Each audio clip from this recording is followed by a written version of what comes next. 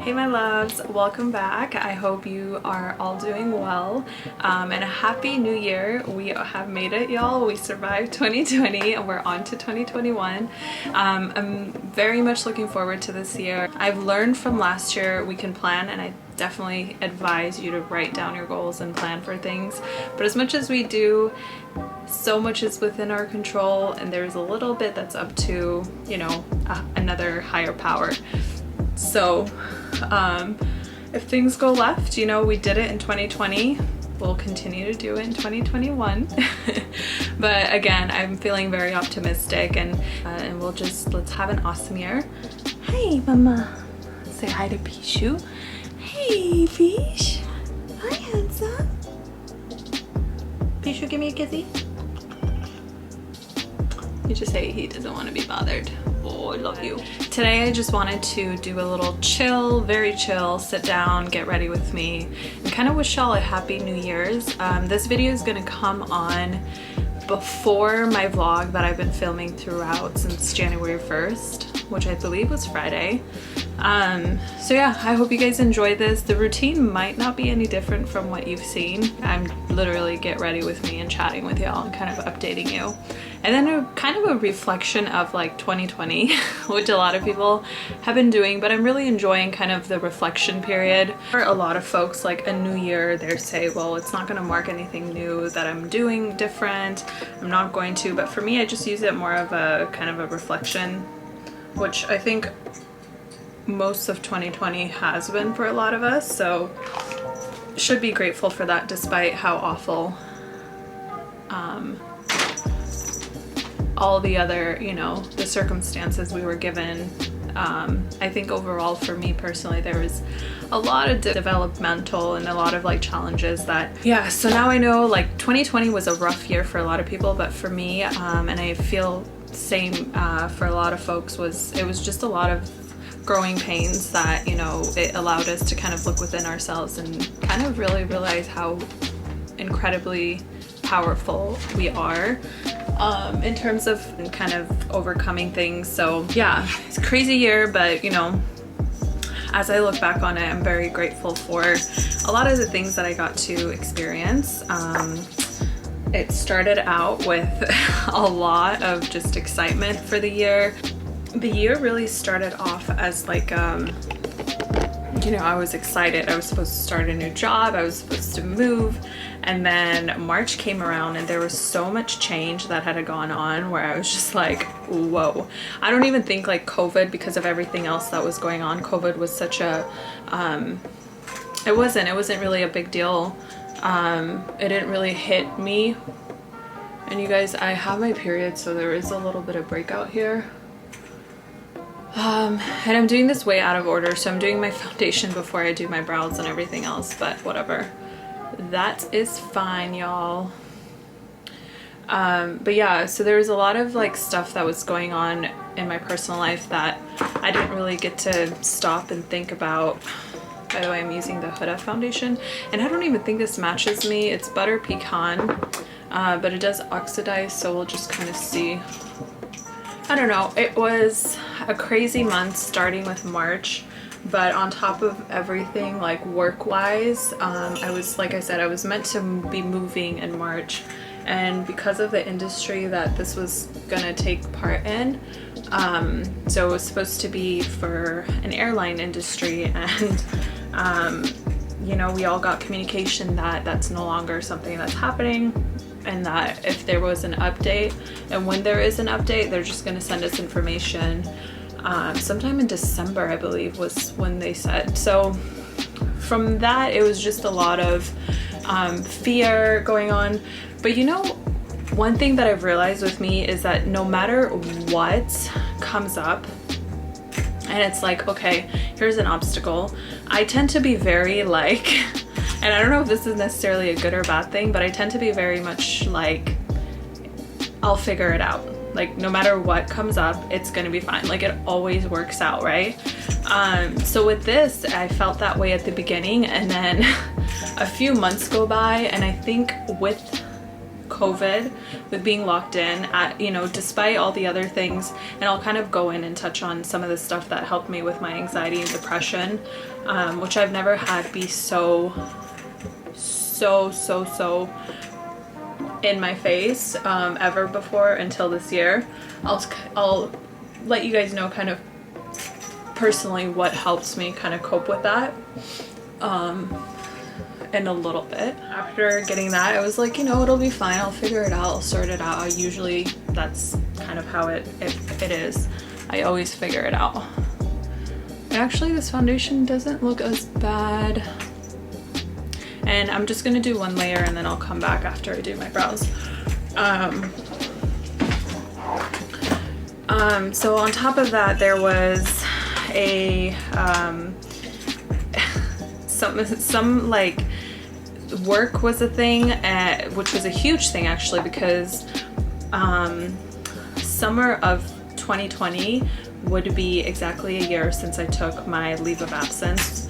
You know, I kind of went into this in my prior video where I was talking about how the career that I was in was no longer kind of fulfilling me, which I will just say highly recommend anybody that's in an industry where they don't feel super, you know, like energized from their day-to-day work. I highly recommend reading The Big Magic, which kind of gives you a guide for creatives.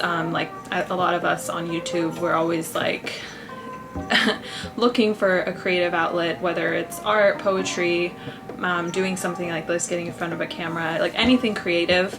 It kind of lets you not make the mistake of going into blindly leaving a 9-to-5 job, because we need it, and stressing out our creative outlet to make money for us, if that makes sense.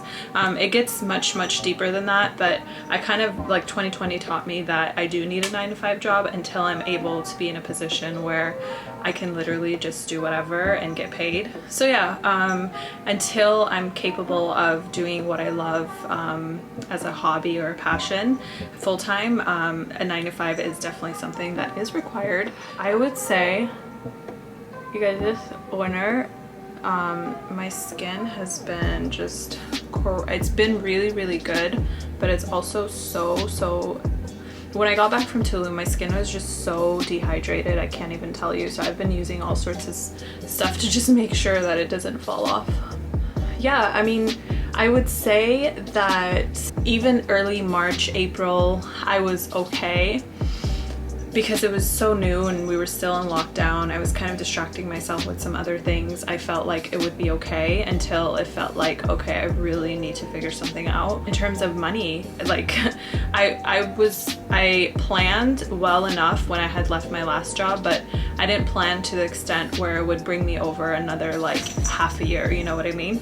So I was just looking for all sorts of opportunities, and as crazy as it is, you guys, it's not as easy as me saying like, okay, it all worked out, because it didn't work out until like, things didn't start to fall into place until October, so that's well into the year. But I was just to the point where I was like, anything at this point I'm okay with. And I think a lot of people were put in that position, and so I'm just super grateful that it did eventually work out, but it wasn't easy. I had crazy amounts of anxiety. I think one of the biggest things I learned with a friend of mine, I would have constant like breakdowns, and even look to like pick fights with family members and stuff like that. I'm like, literally, it's because my ass is bored. Like, I need to be working, and it's nothing else but that. And journaling, this is another thing that I'll kind of talk about that helps me tremendously. Hi, Peach. Journaling is like another thing that has, honey, can you get down? Come here, mama. Helps me a great deal, you guys. But I had literally written down in my journal that I need, this is what I'm looking for, this is what's ideal for a 9-to-5. And that exact thing, I'm not saying I manifested this, but it's just amazing. I'm writing things down. So it worked out, and you know, I started the job in October, and it's been really, really good. That's kind of been a recap. I didn't do, like, if anybody's known me, like, you know the amount of travel that I've done in the last like 3 years. I didn't do hardly any travel. So the only thing I really did, go to Arizona beginning of March, and then I did a San Diego trip, and that was it. Like, that's not normal for somebody like myself. Like, I need to be traveling to keep myself sane. But I don't know, given the circumstances, I think overall I loved the hell out of nature. I would go on my walks. You know what, let's just get into that. Let's get into kind of what kept me sane and kind of coping mechanisms to help me with my anxiety. So for me, like I mentioned, journaling really didn't kickstart until March, I would say. But I did that every single night, and find what works for you. You guys, you know how you hear something over and over again, people talk about meditation, people talk about journaling. There's truth in it, just like people talking about a certain vacation destination. There's a reason and there's some truth behind why they always say to do that. And I learned after I actually applied it, find what works for you. I helped a few of my friends kind of find different ways to set up how to journal. And there's so much content and videos on what works best for some people. There's bullet journaling, gratitude journals in the morning. For me, it was always an evening thing where I would, before I go to bed, I just wrote down what was kind of in my heart. And I think the thing that is significant about journaling is when you write certain, you guys, I can't do this get ready with me, so hold on, let me do my brows and then I'll start talking.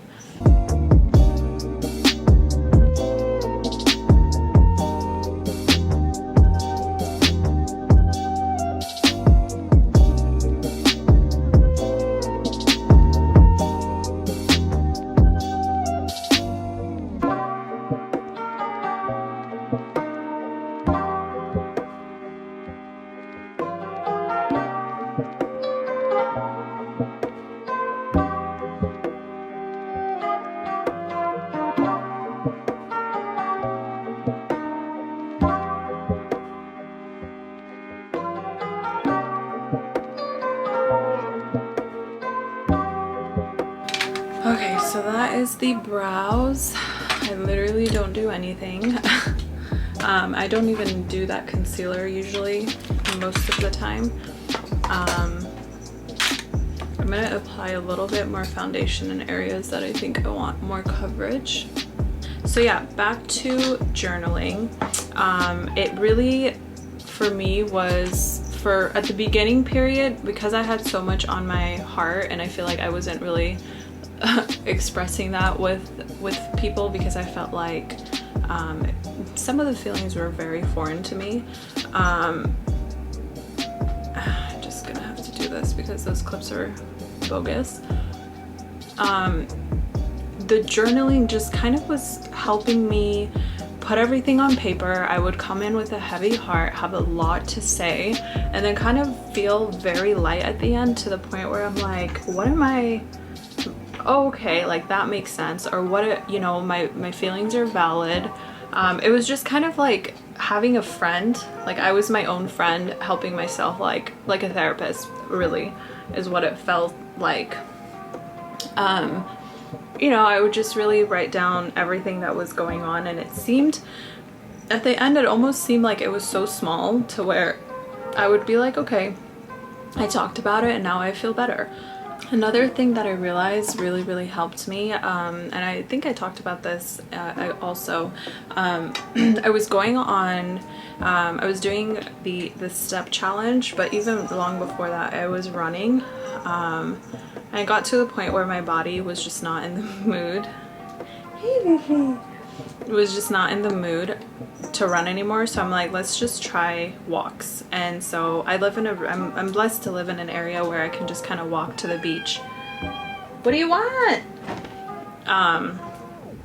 And it's safe enough and things like that, so I would just take long walks. And then Dinga's step challenge, I think, is when I kind of took it really serious, where I was like, okay, I have this many steps that I want to accomplish. and you know, I would do like 8 miles, 11 miles and things like that. So that really just being in nature, listening to podcasts, huge by the way, listening to podcasts or audiobook, reading was just, and I went really hard on my reading. I would do like a book a week and then I'm like, this is too much. So then I went to a book a month, whether it was audiobooks or actual books. It just kind of let you escape. And it didn't have to be like self-help books per se. I really enjoyed a few good, really good novels during that time. So that was very helpful. Of course, having like good people that you're surrounded by, whether it's one person. For me personally, I literally have like, I can count 3 or 4 good close friends outside of my family whom I'm very close to. It just having people that you can connect with. There was a few months where I would host with one of my good friends what we called like a house party. Remember when that was like a thing for a lot of folks? We would host like a podcast style, and we would have like a group of, you know, like 4 guys and 4 girls, and would go on and have like various topics that we would talk about. But it was just fun. Like we looked forward to dressing up on Fridays, and it was hosted on Fridays. I think it was like 6 p.m., 8 p.m. or something. But it was just something to look forward to and like get people to connect. That was significant. I really got to recognize and explore a few things about myself that I didn't really know. I feel like the right person can bring it out of you in terms of, and now I'm like kind of flipping over to like relationships. There were certain things that I thought I lost within myself that I was like, there's no way that I can kind of get myself to feel certain emotions, or like, you know, just a few things with relationships that I learned about myself during this pandemic, I guess, that I'm just very grateful to have like have met this particular person who helped me kind of get in touch with that person or that side of me. And I feel, like I said, it might take a certain person to kind of light that within you, but it was nice to kind of look back at and be like, okay. And I'm kind of like tiptoeing around this topic, but I feel like one of the biggest lessons is that ego truly does die when there's genuine care for somebody. So I'll just kind of leave it at that. It's true when they say like ego is the death of all things like fantastic. On the other side of something fantastic is like your ego standing strong, saying that no, you know, X, Y, and Z. So I just realized that I was talking a bunch and I don't think that it recorded because my camera did something weird, and I don't know if it's the memory card, but I would say that that whole idea of like my cat just fell off my lap. Come here, mama. Feeling better, essentially like feeling better externally helped me. So like with routine in regards to making sure I made my bed, making sure I was having a proper breakfast at a proper time, not sleeping in like crazy, you know, like getting dressed, putting on a new outfit, putting on a little bit of, you know, foundation, doing my skincare, making sure I don't fall in like feeling lazy just because I'm like, well, I'm indoors, who the hell for? Well, for you, you know what I mean? Like that's what it really it helped me. Like it helped me tremendously. Taking showers regularly, and for me, like regularly is like for sure every day, if not twice a day. And that was like during summer because I'm like crazy about, I love showers. So yeah, just practicing a bunch of self-care, which I think a lot of people, even like guys, tapped into and was like, yeah, for sure this helps me. And I'm so like happy that, you know, despite the pandemic, that some of us realized how amazingly important it is to do that self-care, whether you're a guy, whether you're 13, whether you're 50, you know what I mean? Like I think a lot of people had a huge kind of wake-up call around that. So that was another thing. That's something that I really definitely want to bring on to the next year.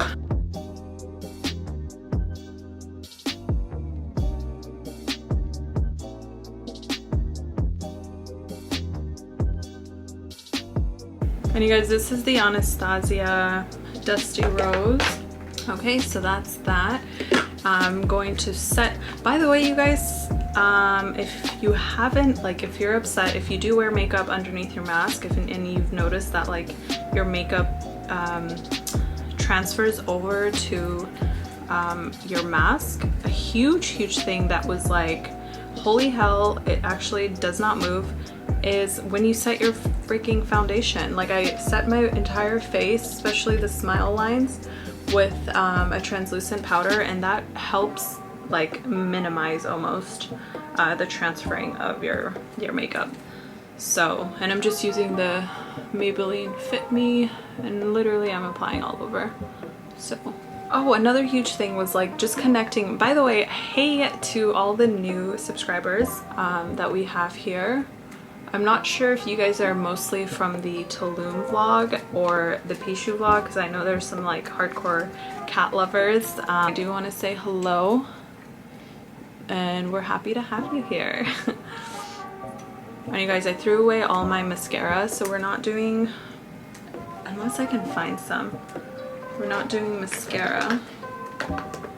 No, because I don't have any. I threw it away. I need to go buy some new ones because mine was getting old.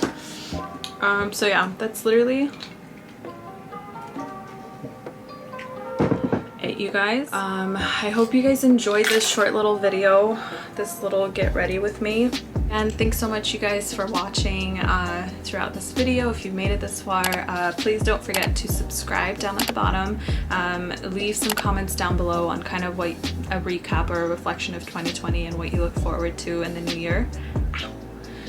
Y'all, Pishu, stop biting, honey.